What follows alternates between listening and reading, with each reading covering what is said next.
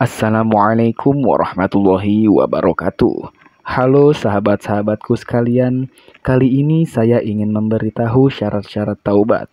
Dalam kajian ulama, terdapat sejumlah syarat yang harus dipenuhi sehingga taubat benar-benar dapat diterima di sisi Allah Subhanahu wa taala. Syarat-syarat tersebut adalah yang pertama, ikhlas. Ketulusan untuk menyatakan diri kembali kepada kebenaran adalah syarat mutlak dalam bertaubat kepada Allah Subhanahu wa taala. Ikhlas merupakan syarat untuk segala macam ibadah, sedangkan taubat adalah bagian dari ibadah. Yang kedua, menyesali dosa yang pernah dibuat. Penyesalan adalah rasa bersalah terhadap Allah Subhanahu wa taala karena telah melanggar ketentuan-ketentuannya. Penyesalan seperti ini lahir dari upaya untuk muhasabah diri dan merupakan pemberontakan perasaan yang masih tercelup fitrah suci terhadap pelanggaran yang pernah dibuat. Yang ketiga, meninggalkan dosa yang pernah dibuat. Dosa yang dilakukan manusia tidak lepas dari dua kategori. Pertama, dosa kepada Allah Subhanahu wa taala. Yang kedua, dosa terhadap sesama manusia. Jika dosa terkait dengan Allah Subhanahu wa taala, maka syarat seperti yang dikemukakan di sini harus dipenuhi. Namun jika pelanggaran tersebut terkait dengan sesama manusia, maka jika bentuknya adalah harta, maka harus diupayakan untuk mengembalikannya kepada pemilik. Yang keempat, bertekad untuk tidak mengulanginya lagi. Azam yang kuat untuk tidak mengulanginya kembali pelanggaran yang telah dilakukan merupakan unsur utama taubat.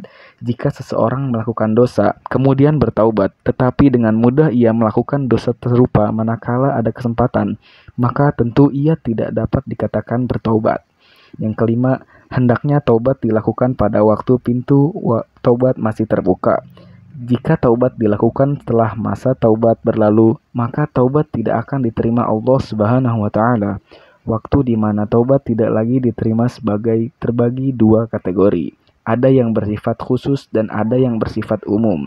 Waktu khusus adalah ketika manusia telah habis ajalnya. Dengan kata lain, nyawa manusia telah berada di tenggorokannya. Allah Subhanahu wa taala menjelaskan, dan tidaklah taubat itu diterima Allah dari orang-orang yang mengerjakan kejahatan, yang hingga apabila datang ajal kepada seseorang di antara mereka, barulah ia mengatakan, sesungguhnya saya bertaubat sekarang, dan tidak pula diterima taubat orang-orang yang mati, sedangkan mereka di dalam kekafiran.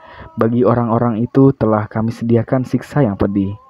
Al-Quran Surat An-Nisa ayat 18. Sedangkan waktu umum yang menyebabkan taubat tidak lagi diterima adalah ketika matahari telah terbit dari barat. Rasulullah Shallallahu Alaihi Wasallam menegaskan, kiamat tidak akan terjadi hingga matahari terbit dari barat.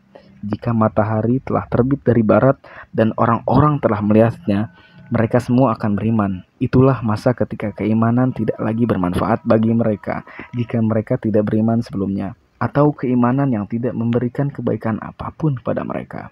Muttafaqun alaih. Demikianlah syarat-syarat taubat yang dijelaskan dari tulisan Syekh Shalih Al-Utsaimin rahimahullah.